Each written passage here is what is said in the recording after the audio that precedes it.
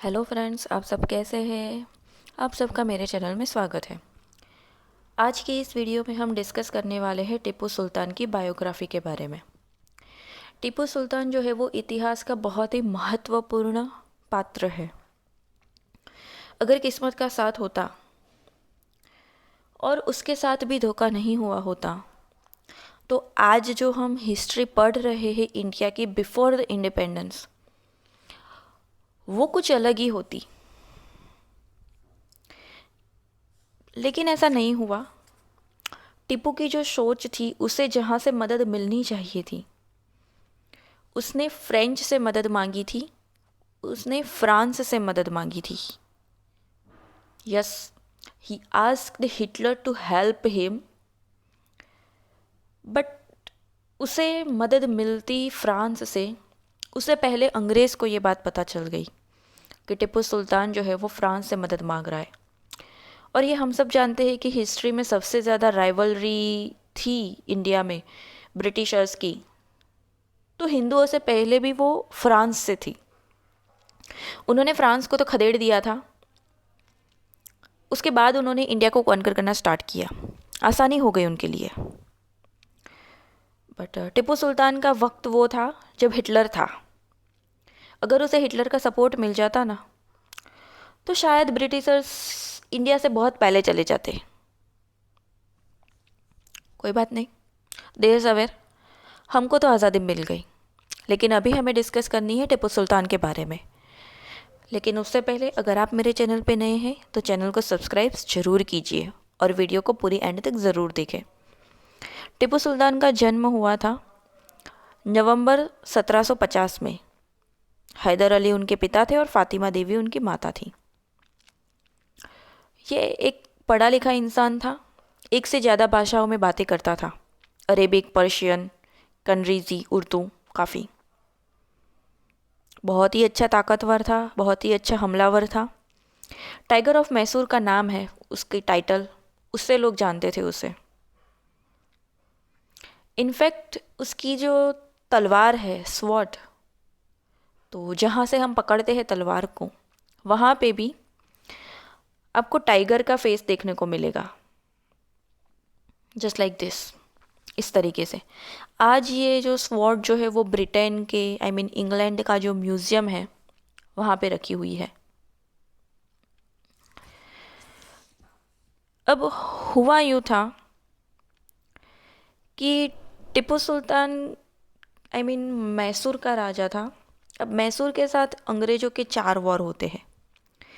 पहले 2 वॉर तो उस तरीके से थे कि जहाँ हैदर अली यानी कि टीपू सुल्तान के पिता का इन्वॉल्वमेंट था। दूसरा वॉर चल ही रहा था कि टीपू सुल्तान के पिता हैदर अली की डेथ हो जाती है, क्योंकि उन्हें कैंसर था। युद्ध में नहीं मरे थे वो, कैंसर की वजह से मरे थे। सेकेंड वॉर का ना कोई कंक्लूज़न ही नहीं आया था, कौन जीता कौन हारा कुछ भी पता नहीं चला। और सुलह हो गई दोनों के बीच में कि दोनों ही एक दूसरे के जीते हुए जो भी एरियाज़ है वो दोनों को एक दूसरे को रिटर्न कर दे। अंग्रेज़ों ने मैसूर का जो भी पोर्शन जीता था वो हैदर, आई मीन टीपू सुल्तान को लौटा दिया, और टीपू सुल्तान ने जो भी अंग्रेज़ों का जीता था वो उनको लौटा दिया। ये ख़त्म हो गया। अब प्रॉब्लम ये थी कि अगर हम मैसूर स्टेट को देखें तो उसके ऊपर ही मराठा और हैदराबाद के निज़ाम थे। इन दोनों के साथ टीपू की लड़ाई चलती रहती थी। नीचे त्रावणकोर भी था। अब त्रावणकोर में तो ऐसा था कि वहाँ तो टीपू सुल्तान ने उन लोगों को डिफीट कर दिया था और वो लोग वही करते थे जो टीपू सुल्तान चाहता था। लेकिन होता ये है कि 1790 की बात है, अंग्रेज़ों ने त्रावणकोर पे अटैक किया और उनका कुछ पोर्शन जो है वो ले लिया उन्होंने त्रावणकोर से।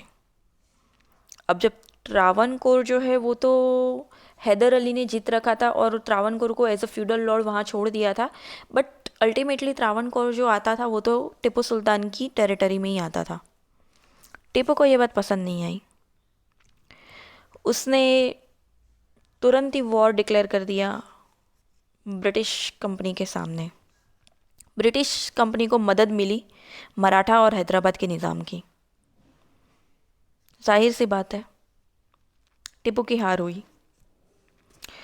बहुत ही गंदी ट्रीटी साइन होती है, insulting treaty, treaty of Seringapatam कहा जाता है, जहाँ से आधे से ज़्यादा मैसूर का जो हिस्सा है ना, वो टिप्पू सुल्तान से ले लिया गया और वो दे दिया हैदराबाद के निज़ाम को।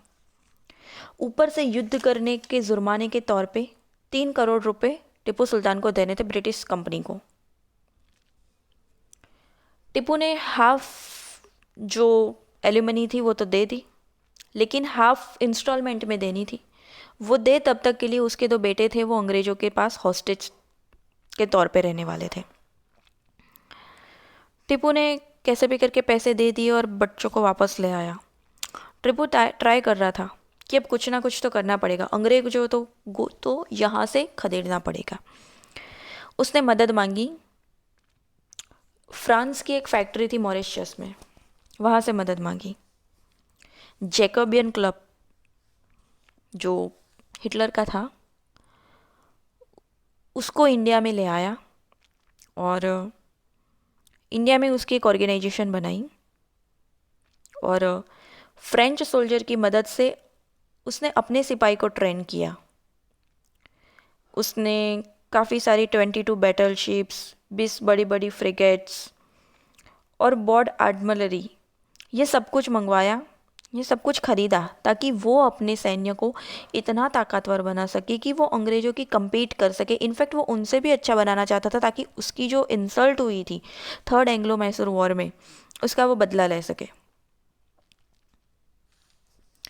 अब अंग्रेज़ों को तो एक मौका चाहिए था कि टीपू के साथ तो उन्होंने आधा मैसूर जो था वो तो उन्होंने ले लिया था, अब उनको जो आधा बाकी बचा था ना उसे भी ले लेना था। अब एक्चुअली में बात ये थी कि मैसूर में टीपू के पिता का राज नहीं था, एक हिंदू वॉडियर डायनास्टी थी, उनका राज चलता था। कृष्णदेव राय थे वो, उनकी डेथ हो जाती है। डेथ के बाद कोई होता नहीं है कि राज को संभाल सके, हैदर अली संभालते हैं। हैदर अली के बाद टिप्पू सुल्तान आ जाते हैं। अब कृष्ण राय का बेटा बहुत छोटा होता है तो वो क्लेम करता है जब वो जवान हो जाता है तो कि भाई मुझे मेरे पिता का राज्य है, दे दो। टिप्पू ने मना कर दिया, नहीं देंगे। अंग्रेज़ों को मज़ा आया कि एक तो तुम्हारा राज नहीं है, तुम ऊपर चढ़े बैठे हो और उनको मना कर रहे हो। टिप्पू ने डिनाई किया, रिफ्यूज़ कर दिया कि भाई मैं नहीं दूंगा। वापस से वॉर हो जाता है। इस वॉर में ये कोई वजह नहीं थी वॉर करने की, लेकिन अंग्रेज़ों को कहीं से पता चल गया था कि टीपू जो है उसने जैकोबियन क्लब की स्थापना करी है। फ्रांस की मदद से वो अपने जो मिलिट्री है उसको अपग्रेड कर रहा है और वॉर के लिए जो भी चीज़ें चाहिए होती है वो भी मंगवा रहा है फ्रांस से। तो ये उनके लिए खतरा हो सकता है। तो इससे पहले कि टिप्पू की योजनाएं पूरी हो, उसे फ्रांस से प्रॉपर हेल्प मिले, अंग्रेजों ने धावा बोल दिया टिप्पू सुल्तान के मद्रास के ऊपर। वॉर हुआ, लड़ाई हुई, टिप्पू की डेथ हो जाती है इसमें। अब जबकि टिप्पू की डेथ हो गई है, उसके बाद मैसूर में क्या होता है, निज़ाम को तो जो बाकी बचा मैसूर था उसमें से काफ़ी पोर्शन जो भी निज़ाम को चाहिए था हैदराबाद को वो मिल गया। अब बात ये हुई थी कि टिप्पू के साथ वॉर होने से पहले ही हैदराबाद के निज़ाम ने सब्सिडरी अलायंस अंग्रेज़ों से साइन कर लिया था। तो उसके रहते दोनों के बीच एक कॉन्ट्रैक्ट साइन हुआ था कि वो लोग मदद करेंगे टिप्पू को हराने के लिए, और उसके बाद जब टिप्पू हार जाएगा, मैसूर वो जीत लेंगे, तो उनका जितना भी पोर्शन चाहिएगा वो हैदराबाद के निज़ाम को दे देंगे। सेम विथ मराठा, मराठा को भी जितना कुछ चाहिए था वो ले लिया।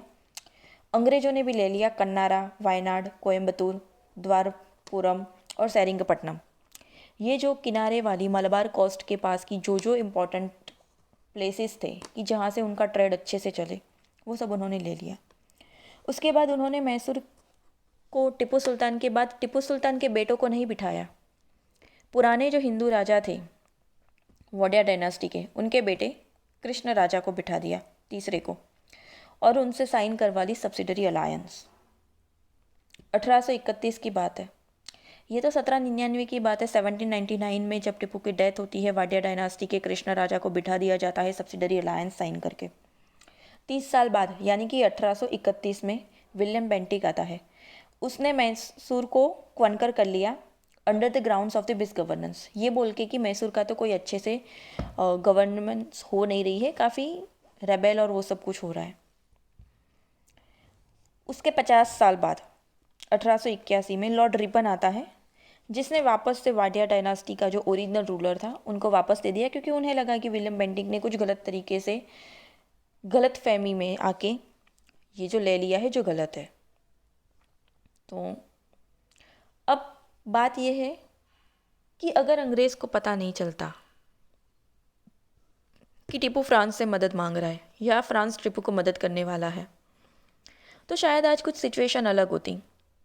काफ़ी सारे हिस्ट्रियन जिन्होंने हिस्ट्री लिखी है वो ये मानते हैं कि टीपू की डेथ जो हुई थी ना, उसे वो शहादत मानते हैं और उसको आज़ादी का पहला शहीद मानते हैं। लेकिन काफ़ी सारे हिस्ट्रियन हैं वो ये कहते हैं कि नहीं, बेशक वो शहीद था अपने देश के लिए, लेकिन उसके लिए देश उसका मैसूर था। क्योंकि टीपू के साथ जब अंग्रेज़ों का वॉर हुआ था ना, तब देश में किसी भी इंसान के दिमाग में देशभक्ति यानी कि पूरे इंडिया का जो मैप है, रोल मैप, वो मन में नहीं था। वो पूरे इंडिया की आज़ादी नहीं चाहते थे, ना कि वो लोगों की फ्रीडम चाहता था। वो चाहता था अपने राष्ट्र, अपने मैसूर की फ्रीडम, अपने लोगों की आज़ादी।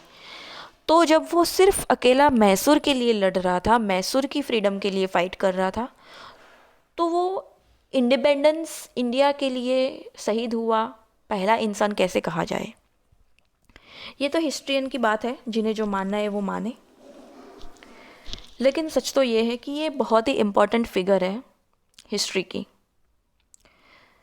अगर टीपू सुल्तान को, बार बार मैं ये बात दोहरा रही हूँ, क्योंकि अगर उसे सही वक्त पे मदद मिल जाती तो इंडिया की हिस्ट्री भी अलग होती, हम काफ़ी पहले आज़ाद भी हो चुके होते, और शायद हमारी आज जो है वो भी काफ़ी डिफरेंट होती। अब वो अच्छी होती बुरी होती ये तो पता नहीं, लेकिन जो आज है उससे तो बहुत ही डिफरेंट होती। तो ये थी टीपू सुल्तान की बायोग्राफी। मेरा वीडियो देखने के लिए थैंक यू सो मच। और अगर वीडियो पसंद आए तो इसे लाइक शेयर कमेंट ज़रूर कीजिए। Thank you so much.